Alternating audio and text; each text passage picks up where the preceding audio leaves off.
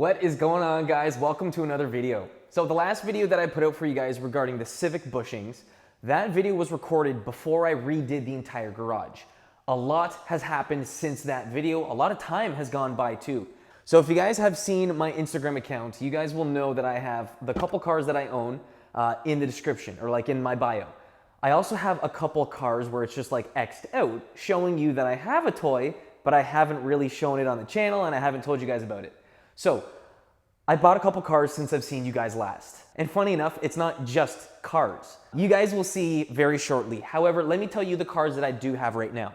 So I currently still have, obviously, the Civic. This was supposed to be my daily. However, because I have a ton of modifications for it, because I have a new engine that's gonna be going inside that car, it doesn't really make the most amount of sense to keep driving that if I'm gonna be doing a lot of recording and a lot of work to this vehicle. With that being said, I still have the Mini. The Mini has been sitting basically in my backyard for the past year and a bit, and unfortunately, I've neglected this thing. It hasn't gotten the love that it needed because of a couple things, with family stuff, with girlfriend stuff, with house stuff going on. My life has been a little bit different. There's gonna be more consistent videos coming out, and I have so much content because a lot has happened in these couple months. So the Civic right now, as it stands, it has all the upgraded bushings in it. I have new coilovers, new suspension parts, and a whole bunch of other things to go on the car next. I feel like I've let down a couple companies. I feel like I've let down a ton of you guys because there's content, there's parts, there's all the stuff that I need to throw out for you guys, but I haven't done it. A YouTuber that doesn't make YouTube videos, well, he's not a YouTuber. He's a deadbeat, whatever you want to call it. That's me. The Mini has been sitting for a little bit. It needs a little bit of work to it. This car has been sitting with a different set of 17-inch wheels with crappy tires on it outside, just so that the nice wheels and tires that I own wouldn't be damaged with the sun and just, dry rotting. I had to change over the wheels, so that's why it's in the air now, but it has a weird, I don't want to say leak, but it has an issue. I have a towel underneath the car because whenever the car gets wet, it drips, and whenever I move the car, I see like rust spots on the ground, and it's not coming from the brake rotors or anything else. So it's coming from the front end somewhere. I'm trying to locate exactly what it is. I'm not entirely sure what it is, but I'll let you guys know. I have a couple different changes and tweaks to this car that need to be done. I have a bunch of interior parts to install. I started removing a bunch more of the interior to try and shed a little bit more weight. Well, long story short, I have all of the interior to rip out. And you guys will see in a future video why that is. I'll give you a hint. It has to do with the company Renline. I have a small oil leak. I have a different exhaust system. I have lots of things coming for this car. Circling back to my Instagram stuff that I mentioned to you. So I have currently this Civic. I have my Mini. I had my Z. That car got ruined because of the deer. That red Mini Cooper that I owned, along with the G37, both of those are gone. I still have a couple other cars that I haven't put on the channel. I'm gonna start off with actually the one vehicle that I mentioned in the last video. And there she is. It's a second gen Honda Fit. It's got a 1.5 liter naturally aspirated 4-cylinder. It makes like nothing for power. It comes equipped with a manual transmission on the inside. Here is the inside with my sprinkled donut, little topping right there. Low kilometer aftermarket head unit. I'll show you guys something about that in the future. The interior of the car has a stupid amount of space. And I gotta say, this thing is a lot more practical as a daily than any of my other cars. Look at how much room I have back there. So I put a full-size, like commercial grade treadmill in the back of this thing, no problem. I was able to pick up a ton of lumber when doing stuff to the house with no problem. And this car just makes sense. Pretty simple, straightforward car. There's nothing to it. It's reliable, naturally aspirated, no turbo underneath the hood.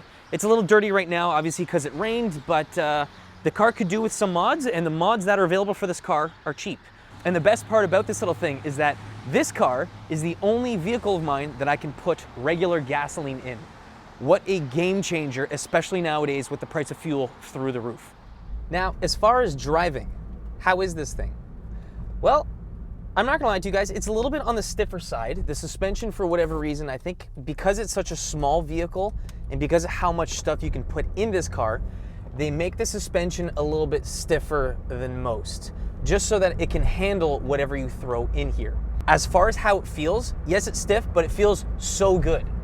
You do feel every bump in the road, but it feels like such a fun little stiff chassis and it's just so much fun to just, you know, whip around turns, drive aggressively. And the cool thing is that because this thing makes no power, you can drive this aggressively and still be way under the speed limit. It's weird. Not that my other cars are that much faster, but this thing is that much slower. Watch this. Makes noise, doesn't go anywhere. Red line first. 50 kilometers an hour, let's go. Red line second. 85, let's go. What was that? So that was 62 miles an hour in, what was that, 3 to 5 business days or something like that? She's no rocket by any means, but she's fun. The really interesting thing about this car too is that because this is an economy vehicle, it has small brakes. Small brakes up front and drum brakes in the rear. Now, drum brakes in the rear, you guys know what that means.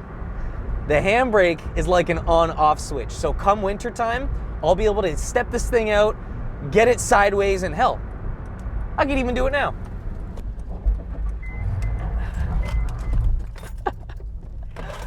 And again.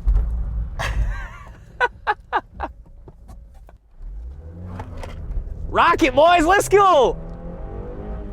45, come on.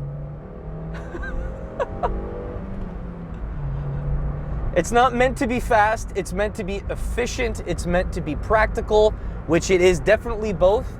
And even while driving like a lunatic right there, I was averaging 6 liters per 100 kilometers with regular gas. So I get to put in the cheaper stuff, it goes further than any of my other cars, and then this thing is also gonna allow me to keep the Civic off the road, at least during the time that I'm gonna be working on it, which is gonna allow me to work on the Civic more and also the other cars. So it's a win-win.